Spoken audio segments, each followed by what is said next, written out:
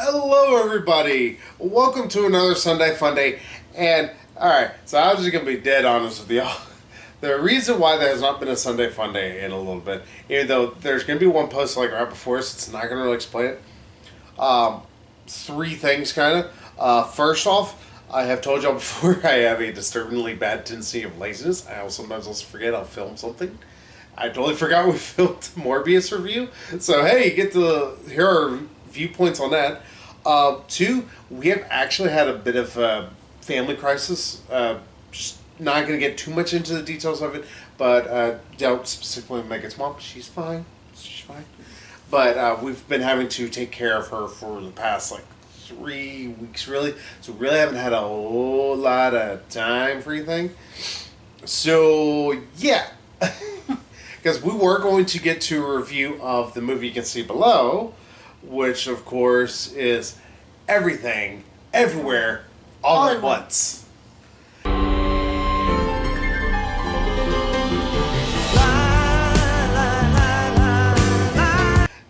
And I will first off say it's like that is a title I consistently kept fucking up until finally watched it. I'm like, hey, that's the name of the movie. And I know the movie's been out for quite a while. In fact, I don't even know if it's still in theaters at this point, especially going up against Doctor Strange. Don't worry, we're going to get into that in another review. But we decided to go see this a few weeks ago. Originally, we did want to mull over, because I will say, to start us off there, this is not a movie you're just going to sit there and watch and know 100% how you're going to feel like that. It's a subtle movie. It's a very weird movie. Though I will say, I enjoyed it. I mean, it's not quite like, okay, what the hell did I just watch? It's not like Hereditary where it's like, huh? It's like, but it's a little unconventional. Yeah. This is, of course, it's brought by the same production company that did Hereditary, Midsommar. They also tend to do kind of a really weird, kind of off the wall, kind of like, what the hell did I just watch kind of movies. They're sort of like indie films, and a better way of thinking of it, but not like true indie. Not really avant-garde, but still very unique in the way in how they present and do things. Which is not necessarily always a bad thing. My elbow popped in the middle of me moving. As a sign I'm getting old, I just crickety crack everywhere. If I can also give a quick feelings on it, I will say it's like I fairly enjoyed the movie. Is it the greatest movie of all time? I don't know if I'd say that, because if I can give my negative. I did notice with the movie, it's a little thick. And like me, it got some weight on it. It's a 2.5 hour sit, and y'all heard me rail about the Batman. That one I think was a lot more egregious than this was. Yeah, the biggest issue with this movie is that it takes a while to kind of get going and kind of establish the story, the characters, and explain how everything in this universe of multiverses works. Yeah. If you want a quick plot synopsis, and I'm going to give you just bare minimum and bones combined does not make a good sentence or a good word. But realistically, you have a lady. Her name. Damn it! I'll be honest. Like, it's been a little bit, so I don't. Yeah, it's been like a week or two. Evelyn, that's her name. Yeah. I have it pulled up here, so I'm cheating. But played by Michelle Yeoh, I believe is how you pronounce her name. I don't entirely know, but she's like Star Trek Discovery and Crazy Rich Asians. She's been a lot. She's super freaking famous. Yeah, very prolific. Yeah, she is this kind of overworked lady who is married to this one guy. I'll just be 100%. I don't remember his name. His name was Wayman. It's like Raymond without an R. It's got something like that. I mean, that's his name is Wayman. That's yeah. all it says. Yeah, and I will be totally honest. This actor, for the longest, I kept thinking it was Jackie Chan because it looked a lot like Yeah, Jackie for a Chan. moment when I saw him on screen, I'm like, is that Jackie Chan? No, that's not Jackie Chan. Yeah, they're having a couple issues, and of course, then Michelle or Evelyn's daughter. I'm gonna have to look at her Joy. name here. Yeah, Joy. They have their own like little things because Joy she's gay, I believe, or she might be bisexual. I think she's a gay. lesbian. Yeah. Well, obviously, I mean, if she's gay and she's a female, you can't be Well, gay and be. I'm just saying she's. That was Dusty's opinion on it. I guess he's disagreeing with my assessments. I'm just saying like she's like very clearly not bisexual. She likes girls. Yeah, I was thinking that, but I was like, oh, I don't want to assume. I don't want to give that any shits. But yeah, she's. It's not really. And I'll give the movie this much. Because if one thing that the movie also does that's actually quite smart is that it doesn't really. Evelyn's issues with her daughter are not because of the fact her daughter's gay. Like, Evelyn seems to have no issues with the fact her. Well, not directly at first. She seems a little bit more closeted about, like, telling everybody, oh, this is my gay daughter. But, I mean, to be fair, that's. Yeah, she introduces her daughter's girlfriend to her father, played by James Hong. Is that his name? Yeah, James Hong. Yeah, the bad guy from Big Trouble in Little China. Magic jump cut. Our toddler cat decided he needed to go wandering in something he didn't need to wander into. And then he tried to steal his seat. Yeah. It was cute. But yeah, she introduces her as like, oh, this is a daughter's friend. Yeah. It's a daughter's girlfriend. Yeah, which, I mean, it's not because it's more because she's trying to get her father's approval still. Because her dad, of course, old-fashioned Chinese dude. Mm-hmm. And she thinks, like, okay, he's not gonna understand this. Yeah. It's more just Evelyn's, trying to deal with life is the best way to put it. Yeah, she's very aimless and unhappy with her life and how it turned out, but she's, at the same time, not sure how to go about changing it. Mm-hmm. How to reach her full potential and just be happy. Yeah. And then the multiverse gets introduced. Yeah. That's a long and short way to describe it. And I will say it's like the movie does, like Megan even kind of touched upon it. It takes a little bit to get started. Like, it's a good 25, nearly 30 minutes until it like really starts introducing the ideas of the multiverse and what it has to do what its deal has to do with Evelyn and also with her daughter Joy. But whenever this movie does finally pick up, I believe, is the best way to describe it, it gets wacky. It's so weird. There's people with hot dog fingers. Yeah, it's further on it goes, like the weirder it gets, like the hot dog fingers and there is where they are rocks because life did not. Yeah, it's like the conditions for life were never met, so she and her daughter are just a couple boulders just sitting there on this cliff together. Somehow, like, telepathically communicating or something. Yeah. And, like I said, it's weird. It's very funky. But I dug it. I actually kind of really enjoyed it. One, it helps that Michelle Yeoh, she is, I believe I'm pronouncing her name correctly. Yeah. Yeah, I'm sorry. I'll call her Evelyn from here. But the actress who plays her, she is fantastic and everything. She actually is really damn good at. Hell, the guy who plays her husband, and I don't think I've seen much of him, even though I confused him for Jackie Chan for a bit. He does resemble Jackie Chan just a little bit. Yeah. Also doesn't help he does like some flips and shit for a little bit. As a mom. He's also really good at his role, even though he has the voice that normally would make me want to punch him in the gonads. Yeah, he's got kind of a higher pitched voice. I mean, not like helium high, but it's still kind of a higher pitched voice for a guy, and he's very much like in the background, just trying to help out his wife, but she just does everything herself, just insists on doing everything herself. And he's just like, he's trying to, keep that spark alive between them, but she just is resistant. Yeah, and also to talk on to acting, also the main character of Joy, she's also really well. Like, I was really worried at the beginning that it's like, okay, she is going to make me just, like, absolutely despise her. And really, no. Oh, you don't hate her. You actually kind of really enjoy most of her little things. There is some, like, little funny moments she has that are meant to be funny. There is also quite a bit of stuff that Evelyn does that's also quite a bit funny.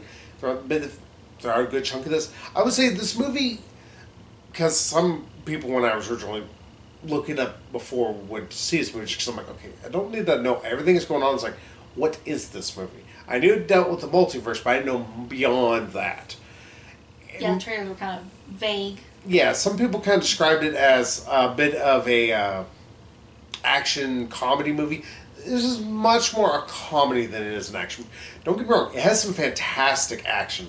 Best way to think of it, it's kung fu kind of action. I'm saying, the best way I can think to describe it is it's a kung fu movie with like a sci-fi twist. But there's a lot of jokes there, because to give away a little bit of the plot is that they say that, oh, you can possess from this one, I guess, what they call it, an omniverse, or it's pretty much like the main original universe and everything. Yeah, like the Alphaverse or something. Yeah, Alphaverse, I think is what they describe it as. But it's like we can, take over the people in different universes' bodies, but we have to... Yeah, different... Sorry to interrupt you. Different versions of themselves, like different paths that their lives have followed, and... Yeah, they can take over these bodies. Yeah, and even pick up, like, certain skills that other thems have acquired. Yeah. But the way in which they are able to partake of these bodies or take of these particular, like, souls, for lack of a better way to put it, it can vary. Like, Evelyn one point needs to tell Jamie Lee Curtis, who's also in this movie, that she loves her and has to mean it. Yeah, like, pretty much you have to do stuff that you wouldn't ordinarily do. Like, at one point, her husband is, like, trying to give himself a paper cut. Of course, he can. He even points out, it's like, why is it you can't give yourself a paper cut unless you don't want a paper cut? He's like, and finally just right between his fingers, it's like, ow. Yeah, but then the one that still just strikes me, and it's where I'm like, okay, this movie's just going completely balls to the wall, stupidly funny, but yeah, Jamie Lee Curtis's character has these like trophies. They very much look like butt plugs. Yeah. And Evelyn somehow overhears, and I'm like, oh, you have to stick up your ass, and this guy is trying to stick up his ass, and this other dude just comes out of nowhere, dive bombs, and like without pants on. Yeah, like, and just everything's blurred. It's like, and it just jams the damn thing in his ass. It's like, oh, it's so freaking ridiculous. They all argue. They are literally fighting over shit to put up their ass. Yeah, it's like trying to, like, stick a butt plug looking thing up their ass, and that's what they're fighting over. So they can, like, access. I was like, oh god. Yeah, it's like balls to the wall, but it's so hilarious. Yeah, and if I could also, though, if I need to give another negative about the movie, like I said, the movie's chunky. It takes a little bit to get started. And I get that there's characterization that needs to go through. There are some parts of it I could kind of almost cut down a little bit of. I think some of the stuff with James Hong, even though I love his character, I also love the guy. He's a great actor and everything. I think like some of the stuff revolving around him a little bit at the beginning, not quite as needed, because you get more of it later on. So it's like, it feels like you're kind of treading similar ground before. And I will say, like, the end of this movie feels like it takes an hour and a half to get done. Yeah, she learns a couple of very valuable lessons, and then it's like, and the best way to put it, she has to reconcile with each of her different family members. And I get that. That's actually a really great thing. But it's not, and I get that they want to be sort of realistic, though. It's like, I just literally watched a guy, I jam a bong up his asshole. So, I mean, how realistic are we getting? And this gave him, like, kung fu moves. He's like, alright, so note to self, kung fu equals asshole. But yeah, there is like legitimately like it takes like I'd say 10, maybe even 15 minutes a piece with each of the people she's having to reconcile with. Her father, who's the first one, probably the shortest one, maybe 10 minutes or so. It takes kind of like they have their own reconciliation in a way. Yeah, she goes ahead and introduces the daughter's girlfriend. It's like, okay, this is the daughter's girlfriend. Mm-hmm. It's like, this is Joy's girlfriend, and this is her, blah, blah, blah, blah. She has to reconcile with Jamie Lee Curtis for some reason. We're supposed to care about, Because she accidentally assaults her because some monster thing takes over Jamie Lee Curtis's body at one point. And then also we had to have a reconciliation with her husband, which is fine. I like it. It's actually really sweet and very, very caring, I believe. Again, though, it's long. Both the thing with James Hong and Jamie Lee Curtis, they're a little long in the tooth. But I was like, okay, well, if the ears are that short or that length, that's okay, because the only other two people would be husband and daughter Joy. But the dad's like double the length of both of them. Like, it takes a little bit to get his done, and then Joy's is a pretty long sequence, and it doesn't give you some really trippy visuals throughout it and some really interesting ideas. Kind of tugs a little bit on heartstrings, but I hate to say it, I began going, all right, movie, come on. Yeah, it's a lot of it is about like mothers and daughters and how like she was trying so hard to prevent her daughter from turning out like her, aimless and just unhappy, and she sees that her daughter is trying to like steer her away from that. Her daughter is exactly like mama. I was like, that's mothers and daughters for you. Yeah. Yeah, and I think it's because maybe we saw, a version of that in Red, or Turning Red. And also, I think Turning Red, it was a little bit tighter, I believe, because of that. Yeah. This, I know that it's going through a little bit more of a unique way on how to tell some of the story. And also, there's a lot more of it.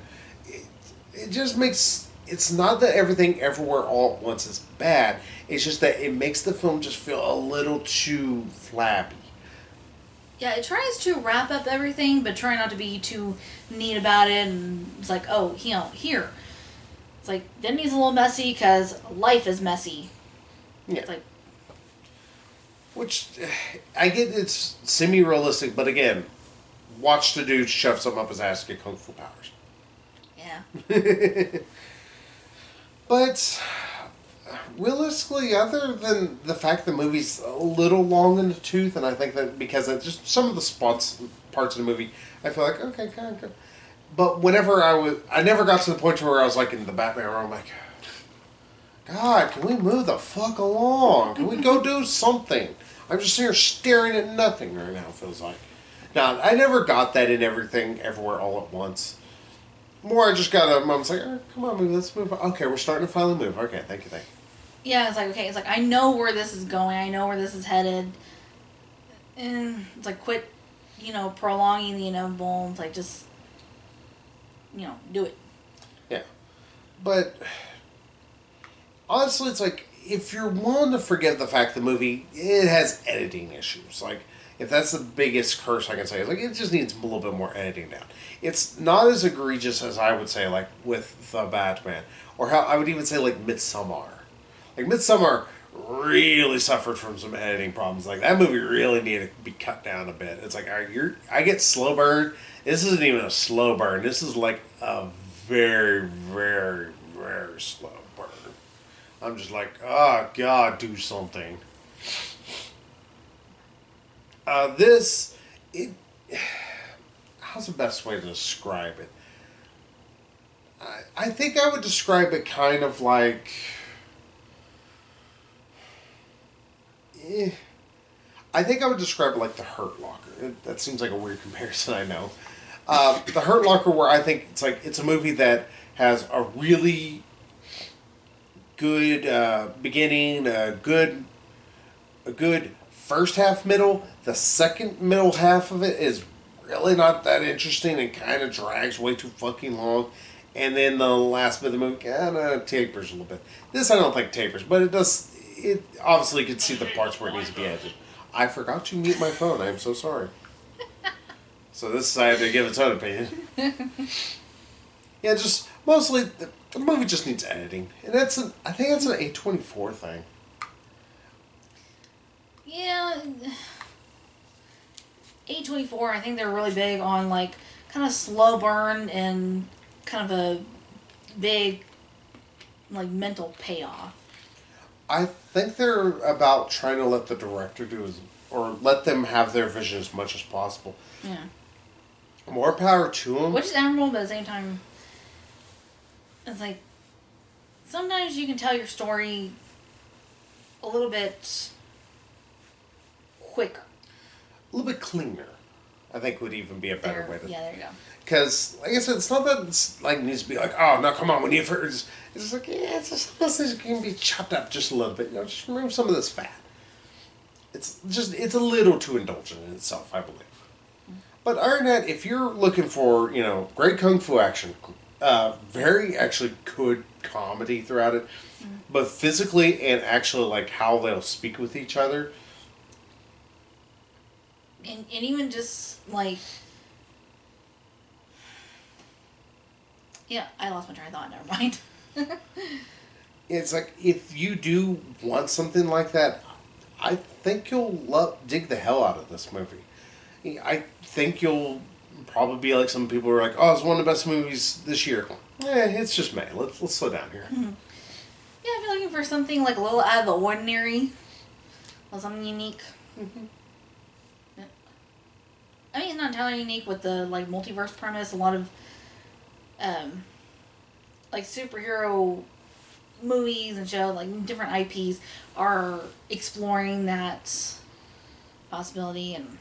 Ironically enough. Yeah. So, what would you give Everything Everywhere All at Once in terms of a total score? I think I'd have to give it a 9. 9. I believe I'm right there with you. It's not quite a full 10. If I was giving any like partial scores, it'd be like a 9.5, maybe even 9.75. But it's just that little bit of like, all right, you need this trimmed off here. Because if it didn't have that, I think this would be an easy movie you could just pop in at any time, be able to just sit there and watch and enjoy the hell out of. Probably get more out of it, seeing more of the different little stuff, and maybe like, oh, there's this that kind of gives away some of this, and this kind of talks about this. Otherwise, with how its length currently is, and it's not a hard movie to say because it's still a really good movie, but it's a hard movie to say. It's like, oh, you just absolutely need to go see it. It's like one of those like, you should go see it. Forget the time. Yeah, it's a bit of lengthy little. It's a 2.5 hour flick. Yeah, and yeah, you do have to pay attention for a little bit there. Mm-hmm. It's like once it finally gets going and gets everything out in the open, then you can all but shut your brain off and just sit back and enjoy. There are some parts and some like ideas it tries to throw out there that I kind of was like, oh no, you're making my head hurt now. And there are some ideas that they kind of like lay the groundwork for, like with the bagel. Not gonna get into that, but it's a bagel. Oh, wow. like there's a sign on the road that says, "Oh, hail the bagel," like a cardboard sign. And I was like, okay, that's weird, but whatever. It's like, okay, it actually comes into play later. Yep. The whole thing with the bagel. Deals with assholes.